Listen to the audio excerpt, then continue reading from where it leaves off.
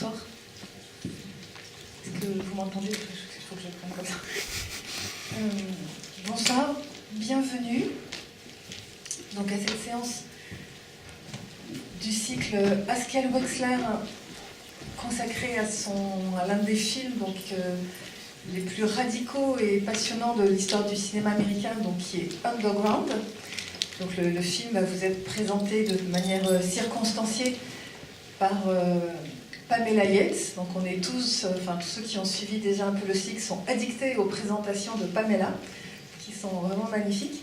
Moi je voulais juste vous parler un tout petit peu du Weather Underground, parce que voilà, c'est un peu les beaux hasards du cinéma du réel, les programmations en dentelle de Maria. Mais ce film, donc Underground, a quelques rapports avec une jeunesse allemande de Jean-Gabriel Perriot qui est passée cet après-midi, enfin pour la deuxième fois à 17h, puisque une jeunesse allemande est consacrée donc à la fraction armée rouge allemande, et Underground est consacré bien sûr au Weather Underground. Donc l'un est un film d'archives et l'autre est un document direct, c'est tout son prix. Mais c'est impossible de ne pas faire le lien entre les deux. C'est que les membres du Weather Underground, quand ils se sont constitués comme tels, donc en mouvement révolutionnaire, et qu'ils ont décidé de passer à la lutte armée, c'était pour devenir une armée rouge. Ils voulaient être l'American Red Army. Voilà. Et donc, à ce titre, évidemment, ce mouvement d'étudiants de l'époque faisait en quelque sorte, était le complément américain, donc bien sûr de la fraction armée rouge allemande, mais aussi de l'armée rouge japonaise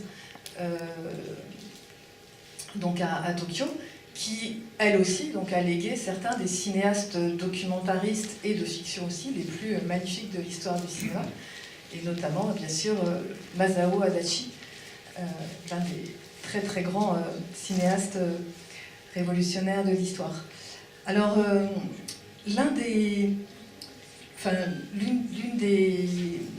le film, bien sûr, est co-signé par 3 personnes. Pamela va certainement nous en parler. Mais la possibilité même du film, selon Émile De Antonio, donc l'un des 3 co-réalisateurs, c'est cet ouvrage, donc c'est surtout ça que je voulais vous montrer ce soir, Prairie Fire, The Politics of Revolutionary Anti-Imperialism. Donc c'est leur manifeste, en fait, leur petit livre rouge à eux, si je puis dire. Et donc c'est en lisant cette brochure de 150 pages, absolument incroyable, que Émile De Antonio a été convaincu, ou en tout cas intéressé par les idées du Weather Underground, et qu'il a déclenché la réalisation du film. Voilà. Et je laisse sur ces mots la parole à Pamela, donc qui va nous raconter l'implication de Haskell Wexler dans cet ouvrage révolutionnaire.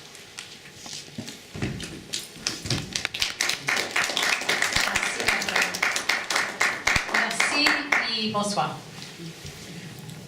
I'm here representing Haskell Wexler tonight. Haskell is very much with us in spirit. He's 93 years old, so he couldn't be here himself, but he sends his regards. And for those of you who want to know him better and want to hear him in person via Skype or telephone tomorrow, we will be having a masterclass starting at 12 o'clock in the petite salle. Donc, bonsoir, je représente ici Haskell Wexler qui malheureusement n'est pas avec nous parce que, comme certains d'entre vous le savent peut-être, il a 93 ans. Quoi qu'il en soit, il est vraiment avec nous par la pensée, et pour ceux d'entre vous qui aimeraient parler avec lui, eh bien demain nous aurons un masterclass qui commence à midi dans la petite salle, et nous aurons la chance d'avoir un entretien Skype avec lui. It was very important for Haskell to make sure that you understood the political context under which Underground, this film, was made. And Nicole's given you some of that political context. C'était très important pour lui, que vous compreniez bien le contexte politique qu'il y a derrière ce film Underground. You know, it was really because of the escalation of the Vietnam War in the 1960s, the bombing of North Vietnam, the hidden war in Cambodia and Laos, that the student movement that had a very large new left student movement that had really used the tactics of nonviolent resistance became very frustrated with these tactics. Donc en fait, la raison pour laquelle le mouvement étudiant s'est organisé, c'était en grande partie à cause de l'escalade de la violence qu'il y avait au Vietnam, ces guerres cachées qu'il y avait au Laos, au Cambodge, ces opérations. Et c'est la raison pour laquelle donc, le mouvement de nouvelle gauche de ces étudiants a commencé à se militariser, parce qu'ils commençaient à être frustrés de cette attitude non violente. No matter how many people they put in the streets, no matter how much noise they made, no matter how much attention they got, media or otherwise, they were not being listened to. Et peu importe le nombre de personnes qui descendaient dans la rue, peu importe l'attention médiatique qu'ils avaient, on ne les écoutait pas. And that's why a faction of the Students for Democratic Society broke off and formed the Weather Underground. The Weathermen, or Weather Underground organization, comes from a line in a Bob Dylan song. You don't need a weatherman to know which way the wind blows. Donc c'est à ce moment-là qu'il y a effectivement une faction qui s'est organisée de cette Students for Democratic Society, qui s'appelle le Weather Underground, et ce groupe, et le nom de ce groupe s'est constitué à cause d'une phrase d'une chanson de Bob Dylan qui dit « Vous n'avez pas besoin d'un présentateur météo pour savoir dans quelle direction le vent souffle ». And as Nicole was explaining, in 1969, the Weather Underground broke away from Students for Democratic Society and declared armed struggle for the overthrow of the United States government. A really radical idea then as now. Et donc en 1969, les Weather Underground se sont séparés donc, de la Students for Democratic Society et ils ont décidé de lancer ce mouvement armé. Leur but c'était vraiment de renverser le gouvernement américain, donc c'était quelque chose de très radical, même comparé à maintenant. They had government targets. They bombed the Capitol, they bombed the Pentagon, they had many other bombs. They called in the bombs threats before the bomb went off so that there wouldn't be any human casualties, but they wanted their presence felt. They also lived underground. They were fugitives. They were among the most wanted people in the United States in the late 1960s and early 70s. Donc ils ont mis en place des attentats à la bombe, notamment dans le Capitole. Avant de réaliser ces attentats, ils le disaient, ils proféraient leurs menaces pour qu'il n'y ait pas de victimes, mais le but c'était vraiment de recueillir l'attention du grand public. Et à la fin des années 60, ils étaient tous clandestins, ils étaient fugitifs, et c'était un des groupes les plus recherchés aux États-Unis. And that's why a group of intrepid documentary filmmakers, Emil D'Antonio, Mary Lamson, and of course Haskell Wexler, wanted to find out who they were and make a documentary film about them.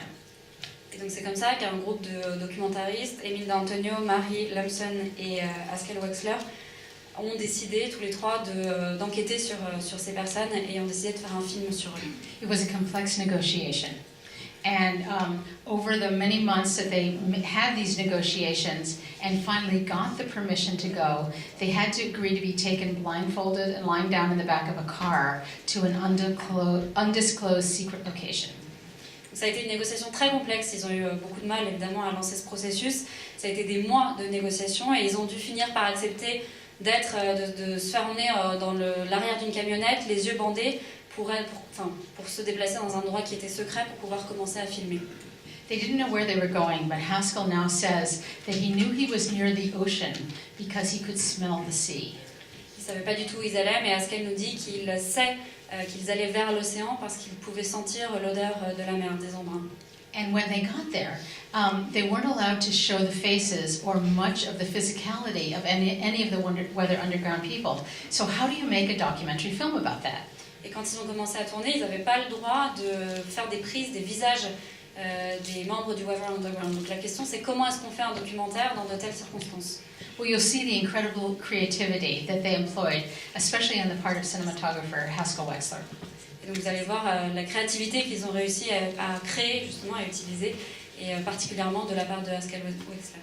And just for wanting to find out who the Weather Underground people were and to tell their story, the filmmakers themselves began to be followed by the FBI and began to be suspect on the part of the FBI, the Federal Bureau of Investigation. Et juste parce qu'ils enquêtaient sur ce groupe, les Weather Underground, les documentaristes eux-mêmes ont commencé à être suivis et recherchés par le FBI et ont fait l'objet de poursuites et d'enquêtes.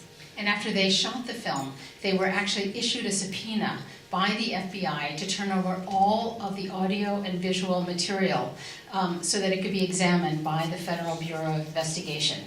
They refused. They got a great lawyer, and they got a lot of people who were the Hollywood elite of that time.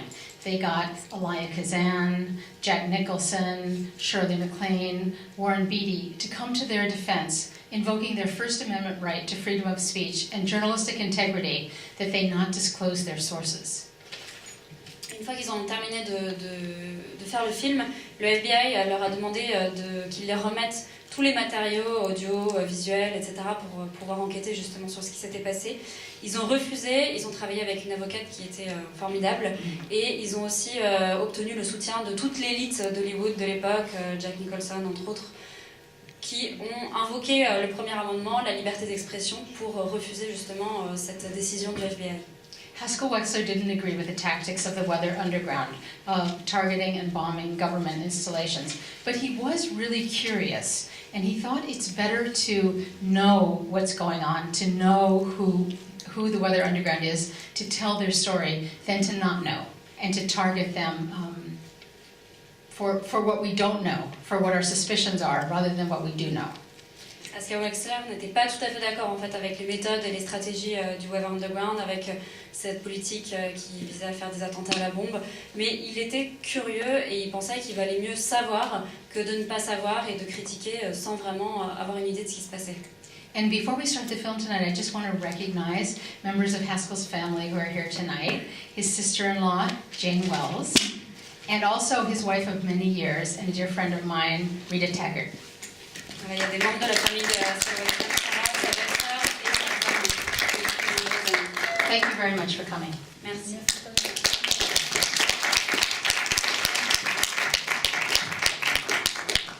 Et c'est aussi de ne pas faire le lien entre les deux.